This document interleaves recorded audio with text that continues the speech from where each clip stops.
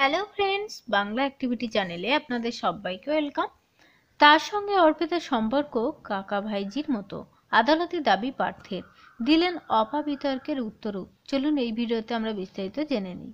পার্থ চট্টোপাধ্যায়ের সঙ্গে অর্পিতা মুখোপাধ্যায়ের সম্পর্ক ছিল কাকা ভাইজির মতো, দুজনের মধ্যে ব্যবসায়িক সম্পর্কও ছিল।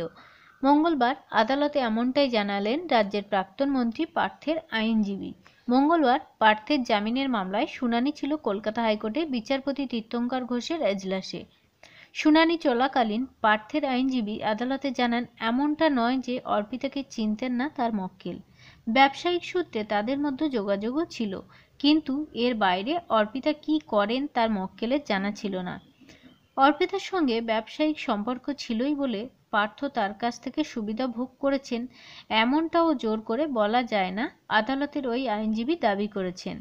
পার্থের আইনজীবী আদালতে এও জানিয়েছেন, অর্পিতার বাড়ি এবং অন্যান্য সংস্থা থেকে যে সমস্ত সম্পত্তি বাজেয়াপ্ত হয়েছে তা নিজের বলে দাবি করেননি তার মক্কেল অর্থাৎ পার্থ চট্টোপাধ্যায়। ভবিষ্যতেও দাবি করবেন না। অপা নামে যে দুটি সম্পত্তি নিয়ে এত অভিযোগ, তাও নাকি পার্থ শিক্ষামন্ত্রী হওয়ার আগে কেনা বলে আদালতে এমনটাই জানিয়েছেন তার আইনজীবী।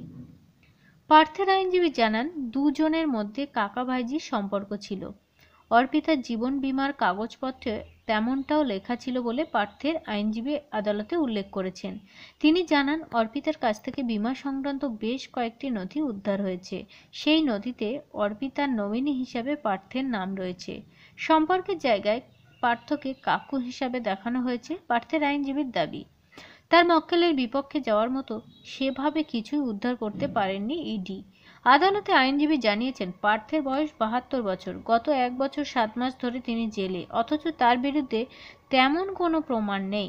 পার্থের আইনজীবী এও দাবি করেন, রাজ্যের প্রাক্তন মন্ত্রীর বাড়ি থেকে কয়েকটি সংস্থার নাম পাওয়া গেলেও কোনো টাকা বা সোনা পাওয়া যায়নি পার্থের বাড়ি থেকে, অর্পিতার বাড়ি থেকে পাওয়া গিয়েছে।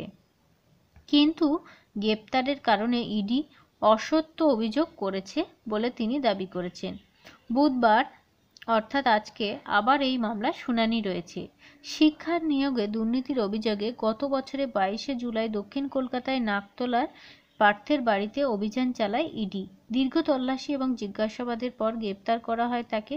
পার্থের ঘনিষ্ঠ বলে পরিচিত অর্পিতার টালিগঞ্জ ও বেলঘরিয়ার ফ্ল্যাটে হানা দেয় প্রায় 50 কোটি টাকা উদ্ধার করেন তদন্তকারীরা। গ্রেপ্তার করা হয় অর্পিতাকেও।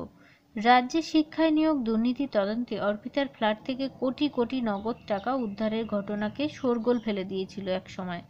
পার্থ এবং অর্পিতার সম্পর্ক নিয়ে প্রশ্ন উঠেছিল, তবে পার্থের আইনজীবী বুধবার আদালতে জানালেন, ব্যবসায়িক সম্পর্ক ছিল দুজনের মধ্যে।